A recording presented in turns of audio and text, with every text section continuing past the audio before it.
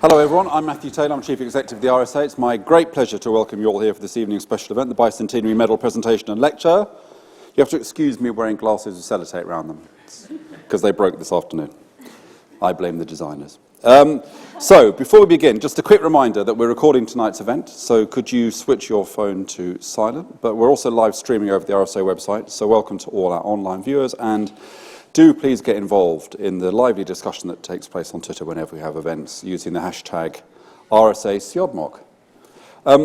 Now, the RSA has been awarding the Bicentenary Medal since 1954 to commemorate the founding of the RSA over 200 years earlier. Previous winners, recognised for their outstanding contributions to the advancement of design in industry and society, include Susan Woodward of the Space and Sharp projects of redesigning urban environments to create more vibrant and resilient cities, Dr. Ken Arnold of the Wellcome Trust for using design to promote public engagement with biomedical science.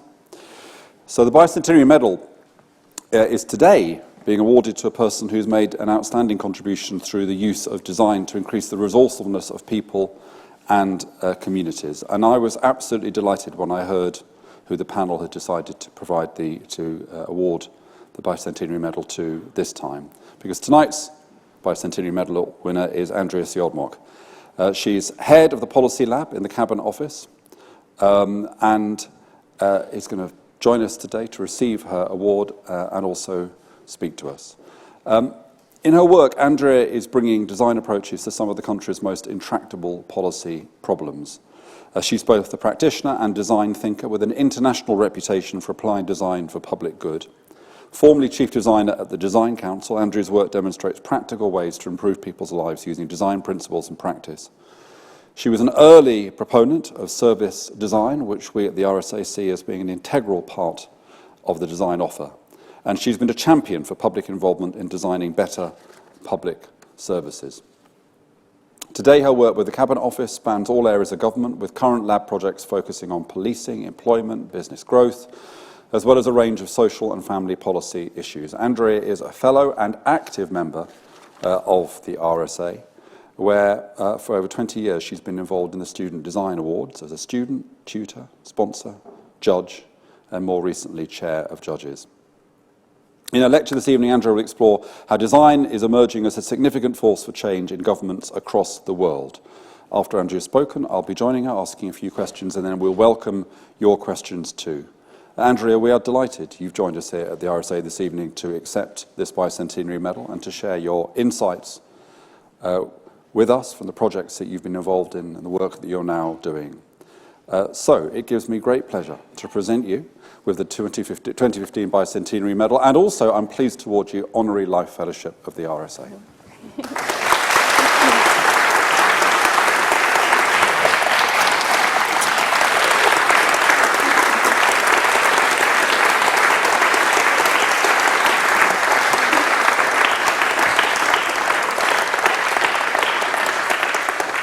That's amazing. Over to you. Thank you. I brought my pen. I hope I don't need it to rewrite as I go in this evening. Ladies and gentlemen, clients and colleagues, friends and fellowship, welcome to the great room. If ever there was a room that should be called great, then this is it. This is an amazing setting for this evening. This room was designed for the purposes of debates and discussion and for awards and prizes. So, you know, we are living its dream. And in fact, in 1877, RSA fellow Alexander Graham Bell gave the first practical demonstration of his new invention, the telephone, in this very room. So who would have thought would come of that? Now, the theme tonight is about the power of design, how we use it, consciously or not, to shape our world. And as design thinking is gaining prominence in governments around the world, I'll look at what this means for design's role now and in the future. I'll reflect on projects past and present, and many of you will have been involved in these. And I will look at current design thinking in government. To bring it to life, I'm going to share with you some stories, examples, anecdotes from Policy Lab, and hope that these, if you like, will bring to life and translate some of the ideas into everyday practice. Now, tonight, we'll be using the hashtag RSA Siodmok, which, let's face it, is probably the least memorable hashtag in the history of Twitter. It feels like something out of, University Challenge, RSA Siodmok. Anyhow, I have actually included some other hashtags, slightly more memorable, should you wish to dig deeper in some of the ideas behind the presentation. And whilst this is a picture of me, I don't actually reside at number 10. Incidentally, this typeface I chose specifically for the designers in the room. It is, of course, Baskerville. Baskerville were designed in 1757 by John Baskerville in Birmingham. And studies show that you're more likely to believe someone if it's written in Baskerville. So for those of you who did believe that I reside at number 10, it's okay. Design made you do it. But I do work in government, and I am exploring what it means to be a civil servant in the 21st century. Empathic, curious, and open-minded. These are three qualities that the Minister for the Cabinet Office, Matthew Hancock, asked us to focus on in his speech this week at the Institute for Government. But most of all, he asked us to redesign the way we serve citizens by being more user-friendly, not your typical ministerial speech. But tonight isn't a government official perspective. If you like, think of it as more of a private view, reflections on my design, on design work I've been involved with in a multitude of guises. This is much a broader piece. I think the great thing about this medal, which I've already lost over here, is that it's not given to people who have already gained accolades. It's actually something that for the unsung heroes, if you like. So I think it's not so much about what I have done, but perhaps a signal to what might come next. But first, do you trust me? Yes. Oh dear. A few of you might. A few of you might have even bought something off me on eBay unknowingly. But let's face it, you're unlikely to let me do your next hospital operation. Which is wise, because although I'm a doctor, I'm not a doctor of medicine. I'm in fact a doctor of philosophy. I studied design and how it shapes our world. Now, I'm going to come back to trust slightly later on. But I'll leave that lingering with you. We all know that the talk of the trust economy, so I will speak to that. But before I continue, I'd like to say that tonight's talk is dedicated to a real doctor, Mr. George Lamberty. 26 years ago, this month, almost to the day, George saved my life. And without George, projects you see tonight just wouldn't have happened, perhaps in quite the same way. So I'm indebted to the NHS, and that's kind of why I really am passionate about making sure that we have the public services for the future and that they're fit for what we need. I wouldn't be here otherwise. Now, I'm relatively new to government. This is a view from my office desk. You'll see it shows 9:30 at night, and in my 18 months in government, I have never been the last person out of the office. I have tried. It's never happened. When I started, I was struck immediately by the fact that I could actually feel Big Ben. So those of you who work with me, you know that feeling. It keeps you very, very punctual. Like clockwork, it's reassuring tick-tock, that of a beautifully oiled, impeccably maintained machine, calibrated to the highest standards of precision. A bold Cornish granite tower, that's for the Cornish watchers online, presiding over our democracy. Big Ben, if you like, symbolises the heart of government, and perhaps also the civil service, ever-present, objective, and essential regulator. A little tired, overworn perhaps, but cherished by the public, reflecting the very best of British values. What you might not know is that Big Ben was built from the inside out. So no scaffolding would ever be seen. Its facade would remain intact, and all the drama that was going on inside in making it would be hidden from view from the public. Decorum mattered then as now. And in a way, this could be a metaphor for our challenge today, for reforming the civil service from the inside out, whilst improving the experience of government seamlessly from the outside in. Over the last 156 years, when we think of the heart of government, in reality, we're probably thinking of ideas that are born in one form or another within the sound of Big Ben.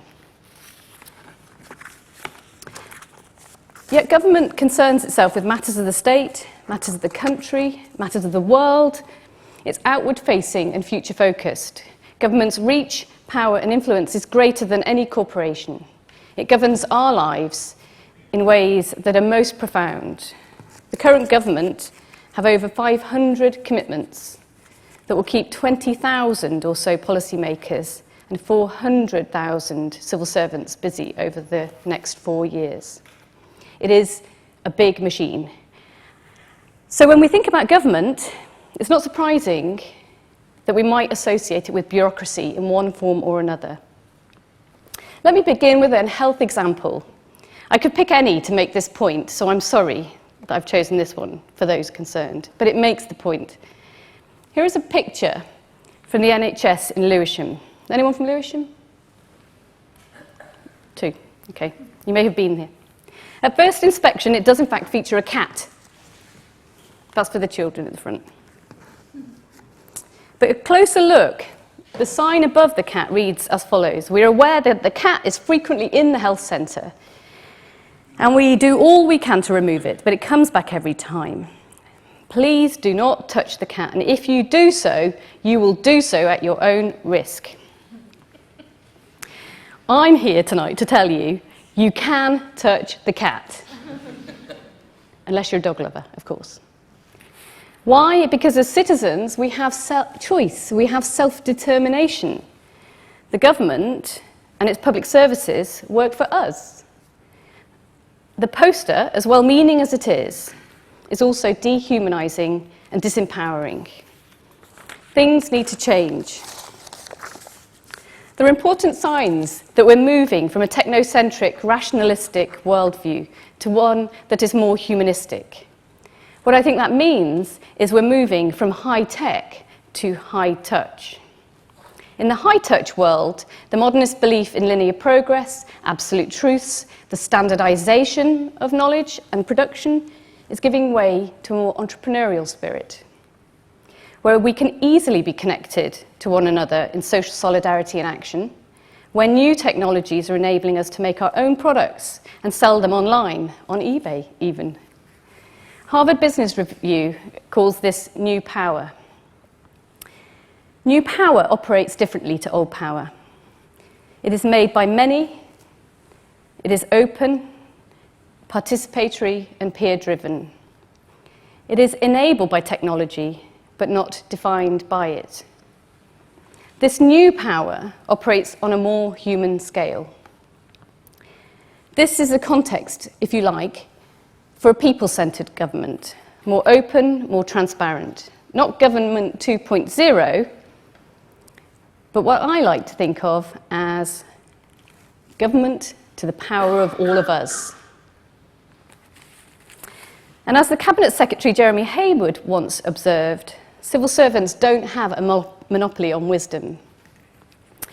So you may be wondering, where on earth does creativity and design fit in?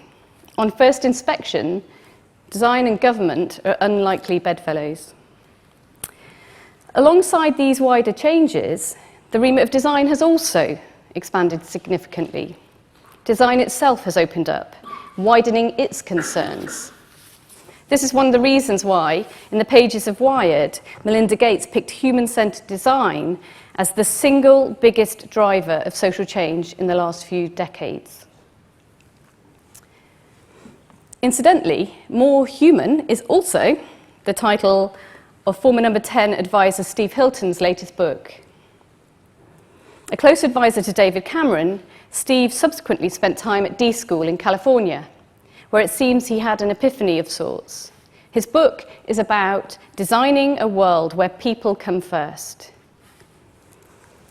How can we make our public services more human, more open, and better able to meet our future needs? The answer, I believe, is not by accident, but by design. However, not all design is good design. Ill-thought-out campaigns, branding that, well, let's say, fails to convey its intended message. Good design costs the same as bad design. It's just that bad design costs more, way more in the long run. And there's quite a lot of bad design in the world. I know the designers, you don't want to hear this, but it is true. There is a lot of bad design in the world. Often done not by designers, to be fair. It's easy to inadvertently design problems into our public services, but it's much harder at a later stage to design them out, particularly as we know from the OECD that 80% of the impact of a product or service is determined in the design phase. So as designers, the brilliant thing is we're eternally optimistic, but the problem is we're constantly dissatisfied. We have a multifarious relationship with the world. We've made it, but we also kind of want to influence it. We want it to be better. Designers are tireless in seeking more and inventive ways to improve our planet. From digital technologies to service design, from new forms of manufacturing to the circular economy. We consciously seek to create order out of chaos, delight from dreariness, and magic in the mundane. Creating designs that generate prosperity and well-being. Basically, we want to make a better world, and we want to use design to reform it. Now, 10 years ago, the Treasury asked Sir George Cox to look at the role of creativity in business. Today, we're exploring the role of creativity in transforming our public services. Not by writing a report, but by setting up a practical space to experiment, to trial and test what works. George said that design connects creativity and innovation. It also provides us with a practical toolkit for turning strategy into action, for managing risks, and for implementing change. It is a professional toolkit. So for me, the role of design can be described in 2 words: purposeful creativity. Other definitions are available. So, the times change and we change with them. Looking forwards, design, digital and data will all have a significant role in creating better, lower-cost public services. Better by design makes it easy to deliver more for less. It was, after all, an architect that popularised the phrase, less is more. But here's the problem. According to Bruce Tether, we would need at least 500,000 service designers to solve the problems of our service sector. China, I believe, has over 1 million students studying design, but there simply aren't enough trained designers in the UK. If we're to solve the challenges of our times creatively, we also, in my view, need to democratise design, open up our design studio toolbox, and this will require intelligence on our part, but innovation, imagination from across the whole system. Not just from public servants, not just from designers, but also from active citizens. So policymaking should be more human, more creative, and more open. So here's the question. What would need to change in order for us to move from being policy makers to becoming policy designers? And how can we make it practical to open up policy to a wider group of people? We know it's possible, but how do we make it practical? Now, my career began some time ago, and I would characterise it as essentially moving from designing form, like this, a cash machine, beautiful cash machine, and this beautiful machine that I met my husband over, and the children, to even designing virtual form. My PhD is in virtual reality. Now that characterised the kind of design start, but I've moved increasingly from designing form to informing design. By that, I mean I kind of essentially work on the conditions for good design to happen. I provide a platform for other people to showcase emerging practice, for talented designers, for bringing people together. As a commissioner of design, I've directed millions of pounds of public money in one form or another towards building a better society, into design for social good, and into stimulating and creating economic growth. Designs I have created and I have commissioned have actually saved lives. But my formal training began at Northumbria University, and I see Stephen is here tonight. I learnt how to sand wood and spray paint it with car spray paint from Halfords to make it look like a real product. That is actually wood. I'm very proud of it, clearly. I also learned to draw and prototype my ideas. The drawing's on the right. I learned to explore possibilities and then rationally refine and present the best ones. That course has developed some of the world's best-known designers, Jonathan Ive of Apple, Tim Brown, Chief Executive of IDEO, and Peter Horbury of Volvo, to name a few.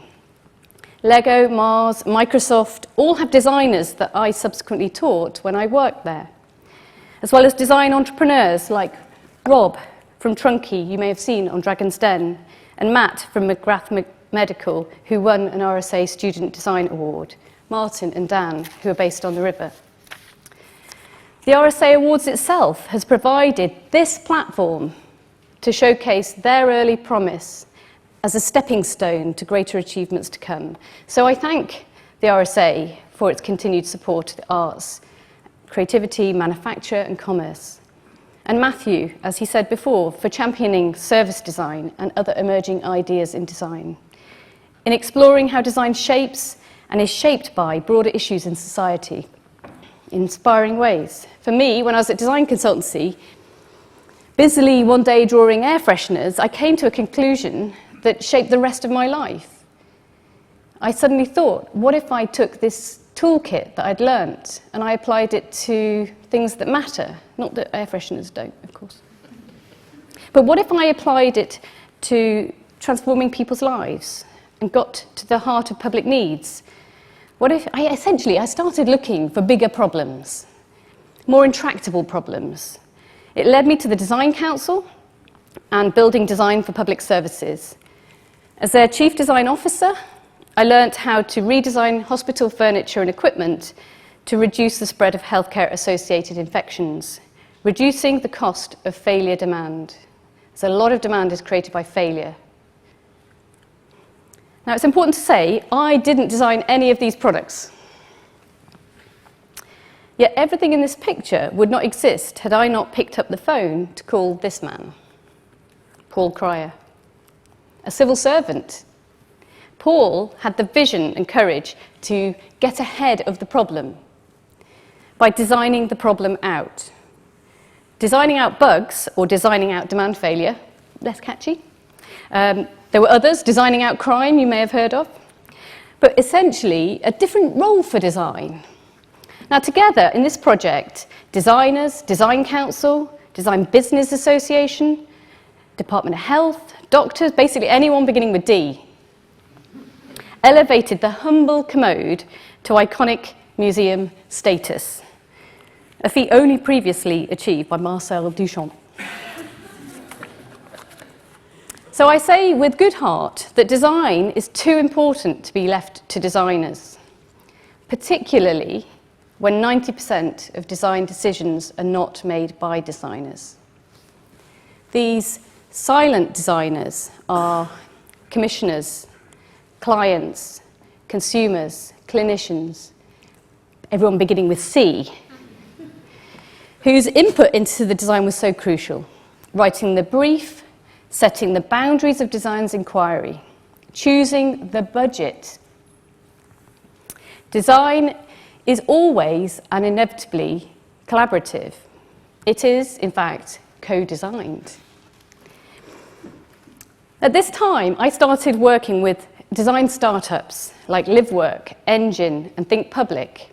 I was inspired by how they were also using co-design, but in this case, to increase public involvement in better public services. And through the Design Council's joint venture called Cornwall, I was able to explore how increasing citizens' involvement in tackling local challenges could create a more inclusive and sustainable society. We had only 2 years, and so the pace was breathless. And it was here that I discovered with humility that designers do not have a monopoly on good ideas. It was young people themselves that were coming up with insights and ideas to improve their school environment. And as a result, they were super committed to making them happen. And with support from world-class designers, you see a few names there, and a little help from Nesta, not only did they design solutions, and we're talking about year 11 young people, I'm looking at Luke now, but they also were motivated to use them. They were more successful designs as a result of being co-designed. So if young people could come up with significant ideas, what about the rest of us? So it inspired me to create something called the Big Design Challenge, to invite the public to come up with ideas to improve their lives. But the public are busy people. I knew we needed to capture their imagination if we were to get them to be involved in solving local issues. So with a local consultancy called Made Open, we hung balloons in the market square at 6 a.m. Each balloon asking the public, what would you change to make Cornwall better?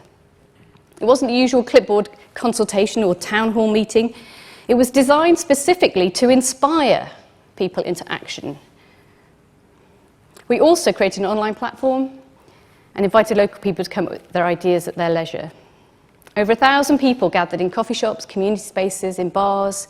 They worked together with people they'd never met, alongside designers, to help develop new social enterprises. But ideas are the easy bit. Making them happen is much harder. So we created a Community Innovation Awards, where the best ideas were pitched as an angel's den, and they were funded by the local council and others to go further. Today, only 5 years later, we would probably crowdfund this. The thing I learnt in Cornwall was how to work at a fraction of the cost, by being frugal, but more importantly, by working with what is already there, the resourcefulness of local people. Through these projects, I've been opening up design practice, quietly hacking design, stretching it a bit, exploring practice, seeing where design's tools work and also where they're limiting, building hybrid practice, or even on occasion, entirely new ones. I love the fact design has a mercurial quality. It is very hard, like mercury, it is very hard to pin down. It evolves, that's what's so great. So today, I work as a civil servant, a design entrepreneur, I have been described as, and head of the policy lab.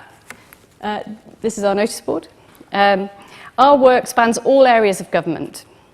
Current lab projects focusing on policing, employment, business growth, to mention a few.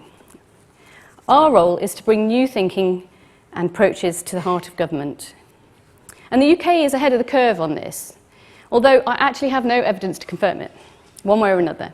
I do think we were the first government in the world to have service design principles.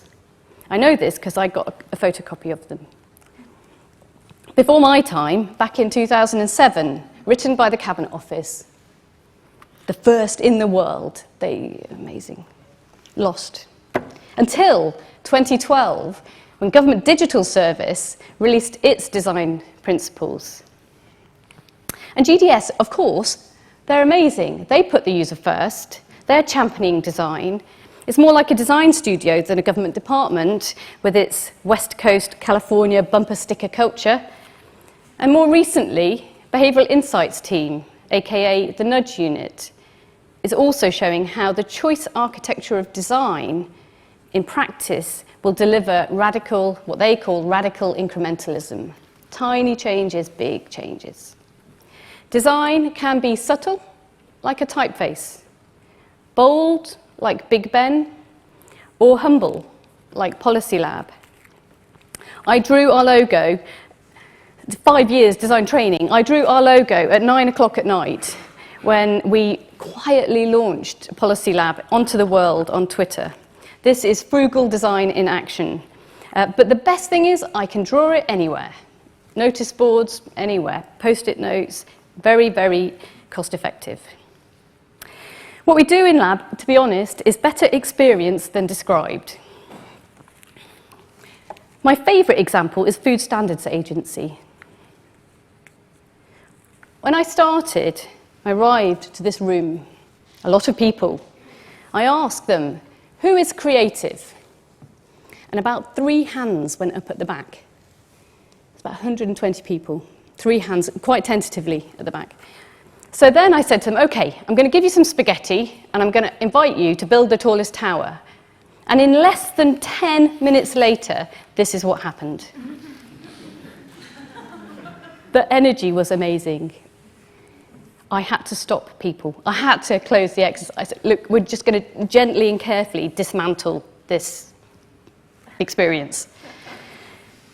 It made me realise successful change has to come from the people affected by it. If I'd have told them to stack tables very dangerously and wrap tape around glasses, they wouldn't have done it. They would have strongly resisted. They did that all by themselves. But design is the DNA of our approach at Policy Lab. In our projects, we put the user at the heart of what we do. We start in people's homes, building understanding from their perspective. In our policing project, we spent time with citizens discussing how they report crime in the morning, and then we met with the policing minister in the afternoon to share what we had discovered. This is a kind of an institutional bypass where real-time insights can be fed into those who are making the decisions. We use design techniques to map people's journeys and experience. We've got 14 tools we're currently trialling. And we also bring people together, judges, police, teachers, parents. And through our sessions, we reframe the challenges and we reconfigure the landscape, bringing different experts together. This is the morning, and there is Giles York, Chief Constable of Sussex Police. In the afternoon, so everyone's sitting they were excited, but they weren't really kind of doing much. And in the afternoon, it was like this. This is the sort of lean-in moment when everyone gets on their feet. At the end of that day, Giles said it was one of the best days he had ever experienced in work. In this project, working then with the Royal College of Art service designers, we took the embryonic ideas from that session, mini prototypes, and we tested them further. So that when, at the International Crime and Policing Conference, the Home Secretary announced that the Home Office would develop a prototype, we knew confidence was building in these new ways of working. This work is estimated to save forces 180,000 hours of police time and £3.7 million per year. Not insignificant. Co-designed by the police, based on deep insights from users. And last week, our prototyping for employment support allowance was announced by our Minister at the Future of Public Services conference. It is very slowly becoming part of the language of policy making. Interest, though, is growing. And we have a pipeline of these projects from housing to family policy. And that's why we're here. We're here to help policymakers do firsts for government, a safe space to trial new tools and work out what works and also what doesn't. Our first policy jam for the Deputy Prime Minister impressed him so much he wrote us a personal letter. This session led to 2 more, one on business regulation and one on export, 2 of the government's key priorities. We opened them up and got business involved. They were inspiring, surprising, and insightful. In Export Jam, around 200 people gathered in 9 regions connected to embassies around the world. One of the delegates was overheard saying it was the best UKTI event they had been to in 18 years. And as you can see from the picture, go back, people were tweeting about it. Many people got engaged online. We generated over 1,000 hours of ideas and insights in one day. Faster, better ideas, co-designed with the users. There was a huge wake of work that then followed that from the team who I know are here and who have been synthesizing and bringing that together and making sense of it. Because what happens in those sessions isn't always perfect. It needs a lot of further work. So this change is happening inside and out. On the left here you see the Minister, Francis Maud, sharing insights with that team. On the right, the blog from someone who attended. This feels risky to policymakers because your work becomes public. You can't control what they're going to do. Had that person had a terrible experience, everyone would have known. We were lucky, he enjoyed it. But in reality, it reduces the risk because we know he enjoyed it. We know the ideas may work, and prototyping is actually reduces the risk, it doesn't increase it. At Policy Lab, we think of ourselves as a pop-up lab. We don't have any beanbags. In fact, we don't have any white coats or specialist equipment. We can operate anywhere with anyone. Demystifying design is part of our everyday practice, but as is demystifying policy. We started life in Whitehall, in places like this. But then we quickly outgrew that and started popping up in lots of places, places we could never afford to rent. Amazing, inspiring places across the country. Sooner or later, we started hearing our projects being mentioned across the world. New York, Canada, New Zealand. The Prime Minister's offices started to ask us if they could visit our lab, which is slightly tricky when you haven't got one. But when you aren't encumbered by estates, you can go where people are. Make it easy for them to engage with you, whether that's physically or digitally. We don't have 4,000 Twitter followers. By the way, that's an advert. I'm hoping for more tonight. We have nearly 4,000 co-conspirators. We learn from the Public Service Innovation Network, a network of 100 labs. We learn as much from that interchange online. And we share and shape our thinking together. Today, we've opened up the policy process face-to-face with over 3,000 people. Now, personally, I'm super excited about the emerging role for design in government and wider social good. And I'm not concerned, frankly, to try and cram today's emerging practice into yesterday's creative cubbyholes. What I do is hybrid, and it's evolving. Design principles underpin my practice, but they do not entirely define it. The best thing about working in Policy Lab is that we're all learning, whether it be policy, digital, design, or data. When we started Policy Lab 18 months ago, we had a blank piece of paper. And over that time, we've built knowledge and craft from practice. At the start of this evening, I asked, where does creativity and design fit in government, unlikely bedfellows that they are? Just like Big Ben, we're working to transform government from the inside out, without the need for visible scaffolding. Just last week, Chief Executive of Civil Service John Manzoni spoke of the need to reform in public services. To do this, he said, we will require extraordinary creativity. Remember those 20,000 policymakers and the 400,000 civil servants. How do we utilise a government of all its inherent talents, share the mastery of deep design thinking and creative leadership across the system at all levels? So practically speaking, where will the energy come for reform? From designers, perhaps. From civil servants, undoubtedly. But more importantly, also from citizens. In a new contract with the state. Keep calm and carry on perhaps should be replaced with, your government needs you. We are able, as citizens, but are we willing to roll up our sleeves in a more socially minded Kitchener moment. We can do more. So let me leave you with one final thought about trust, the trust economy, about cats, dogs and hedgehogs, about the future. By my reckoning, and I'm not an economist, the adult population of the UK is 35 times the size of the NHS. How might we spend our time co-designing and co-creating our public services of the future? How might government need to change in order to capture our imagination as designers, as citizens, as public service workers? If we're to realise the vision of government to the power of all of us, and if we want to reform the way government works to be more empathic, curious and open, we're going to need to change.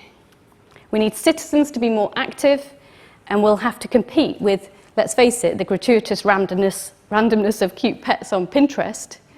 That's hard to say. Because citizens do have time. In Britain alone, we spend over 1 million hours per year watching funny pet videos. I made that up. Nobody knows the real number. It is, of course, much higher than that. And as funny as it is watching dogs do the funniest things, I had cats at the start, so dogs at the end. We could all be doing more with our collective creativity. So next time you hear Big Ben chime, take a moment to think about the work that's happening behind the scenes, quietly redesigning how we operate at the heart of government, and what you might do to make the world better by design. This medal is for democratising policy making, but I can't do that alone. I really can't. I've attempted to compress about 20 years into about 25 minutes.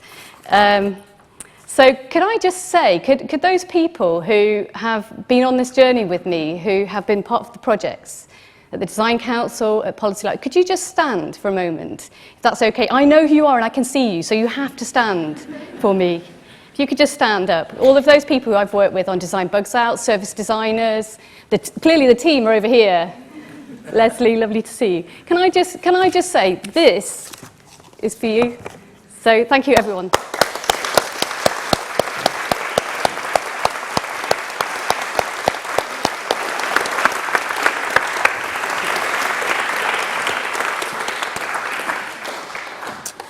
So, thank you for that. That was fantastic. We don't have as long as I might have hoped for us to do a Q&A, but so I'm going to ask a couple of quick questions before we open up to the rest of the room, if that's all right. So, there are some people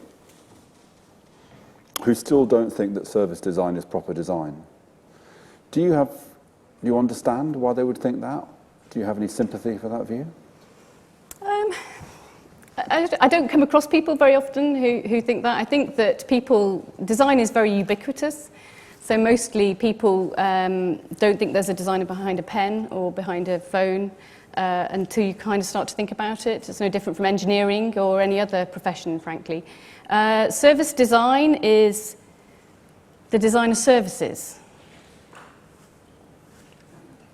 Is one of the reasons... Yeah, I know. I kind of feel that way as well. But there are people who don't. I can tell you, and they're quite strong in their opinions.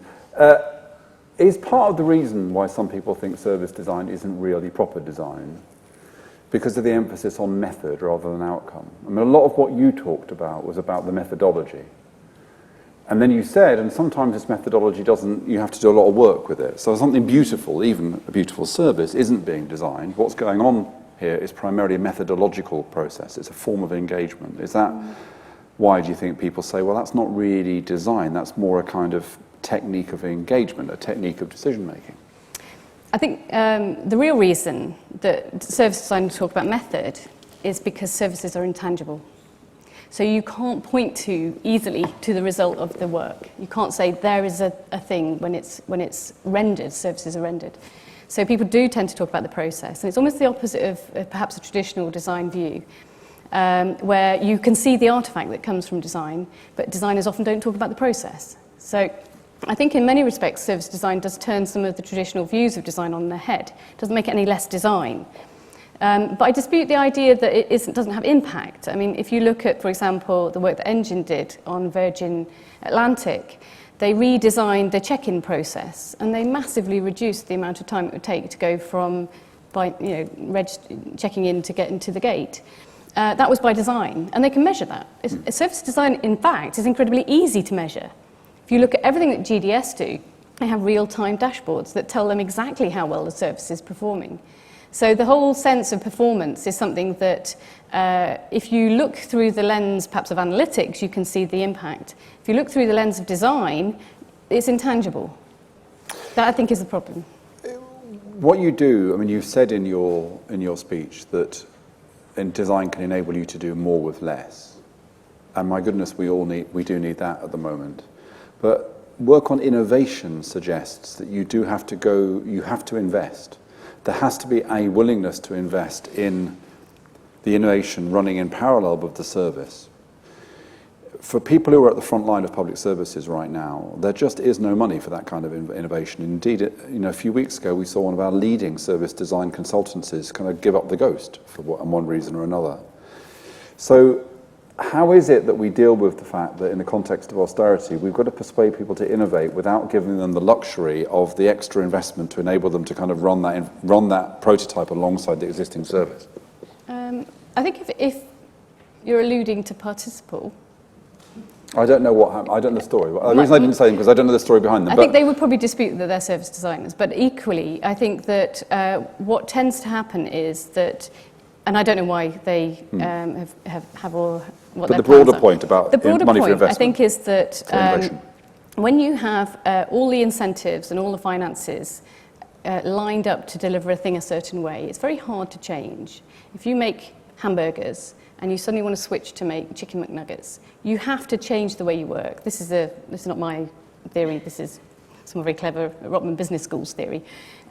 So, the idea really is, and the problem is, that you end up in the kind of desert land where there is no resource. At the moment, when you look at health and social care integration, if you look at the money that goes into the hospitals, you need to invest in those other alternative solutions. And that's ultimately the problem. I think Charlie Leadbeater talks about the need to decommission at the same time as innovating, rather than layering new solutions on top of failing solutions. So some labs, Bromford Lab, for example, they talk about their lab being essentially a guided weapon for failure. Find failure in the council and get rid of it. So I think that there are conflicting demands there. My view is that the design-led approach is more appealing because we're not seeking out failure, although we do that. We're actually trying to inspire.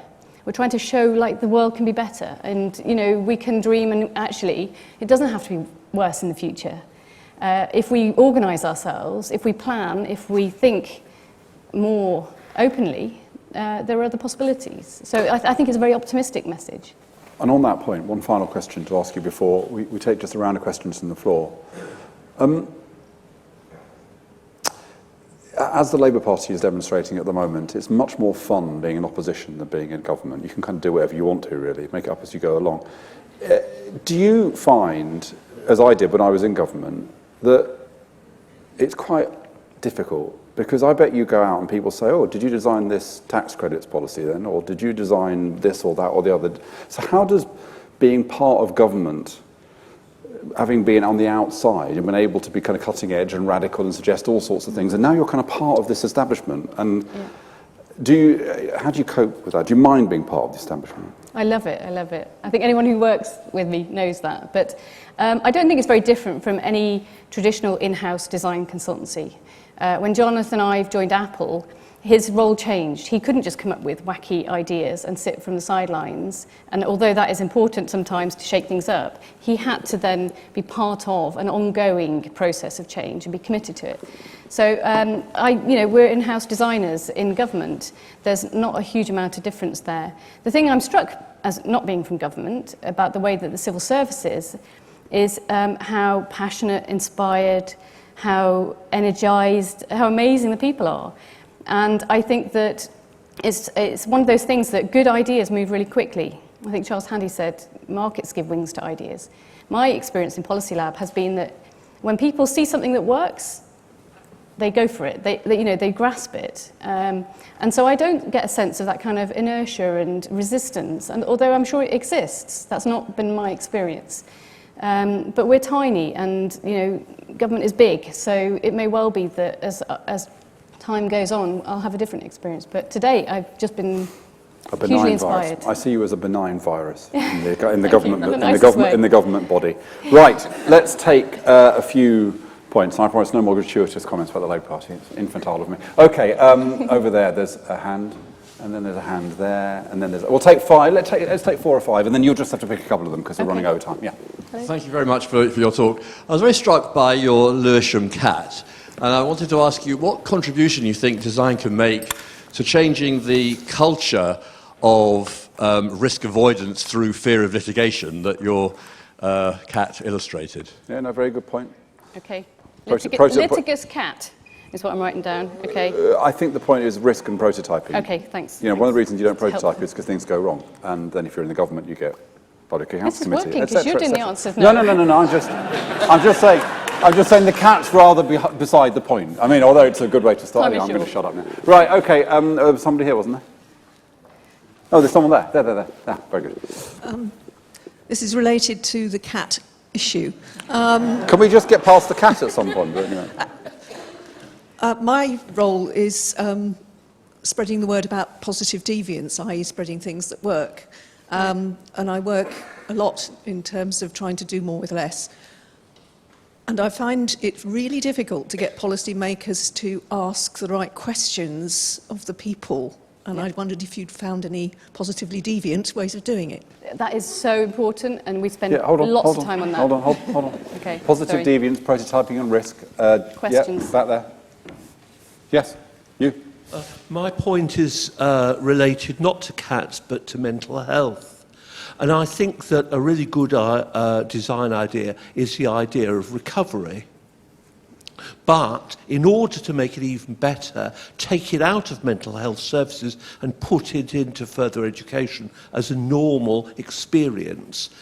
When I've discussed that with commissioners, they've been reluctant to think about that idea because they want to hold it on as, if you like, a form of mental health therapy, which is not really what it is. I'd be interested in your view.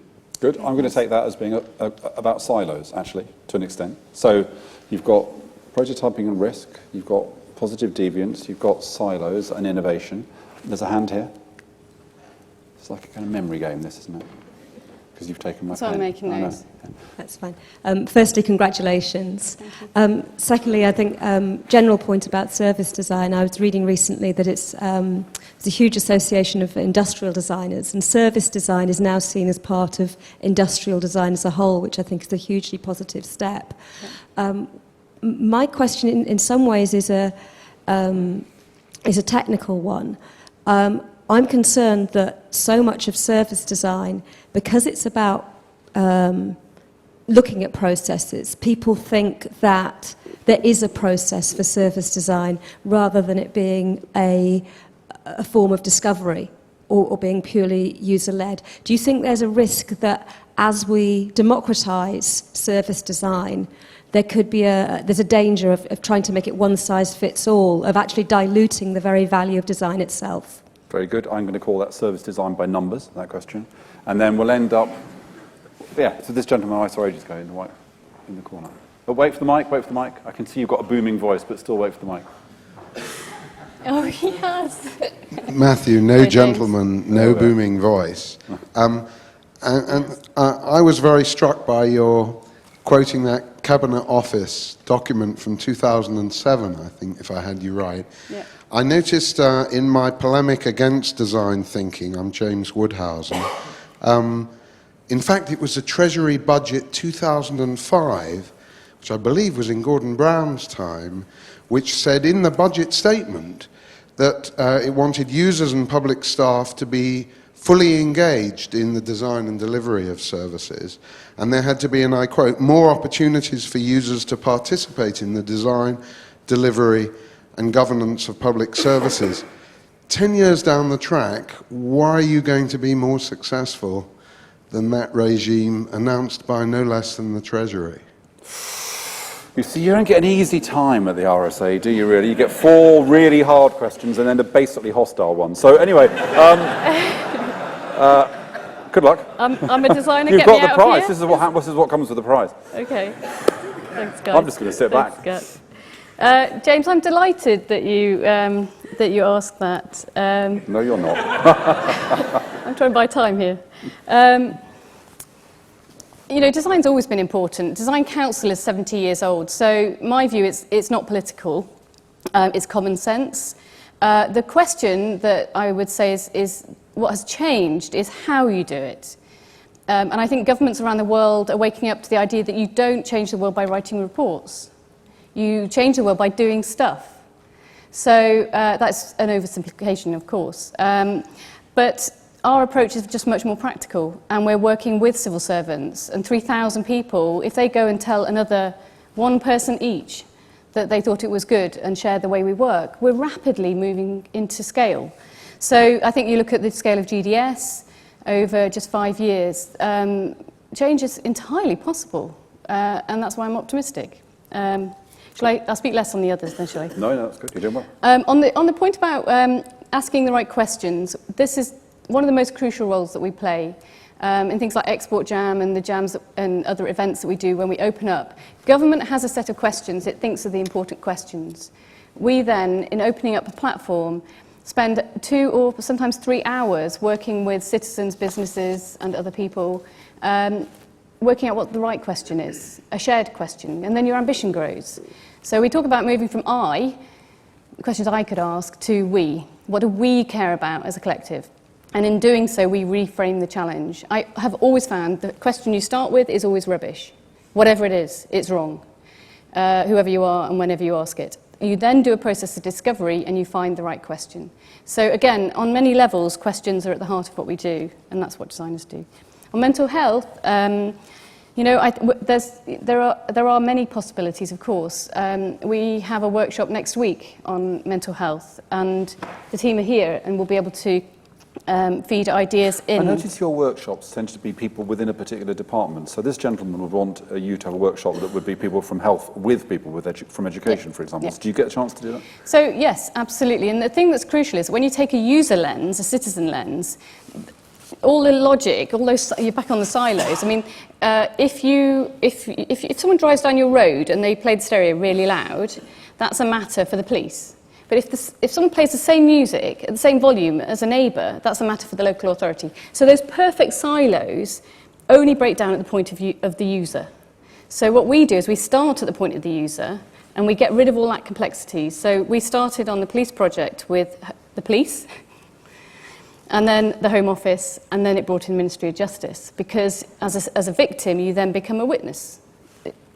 So our role is to work across and break down the silos, but we don't kind of go out with that purpose. I've forgotten the litigious cat. On service design, though. No, risk and prototyping. Don't you have to persuade government to be willing to take more risks? Yes, no, that is a really, yeah. How do you? It's the curse of the Public Accounts Committee. Yes, and I think that is a really, that's one of the challenges that we genuinely face. So you can't be half transparent. You're either open and transparent or you're not. Now, there has been a great move towards greater transparency, and I think that is a good thing for democracy. In our work, you can't sort of be half committed to these things. So teams, policymakers have to have a risk appetite to do it in the first place. And in doing so, as I said, they do reduce the risk. The problem is when you have an idea, you want to protect it, even a new policy idea, when actually putting it through its paces is actually quite a healthy thing.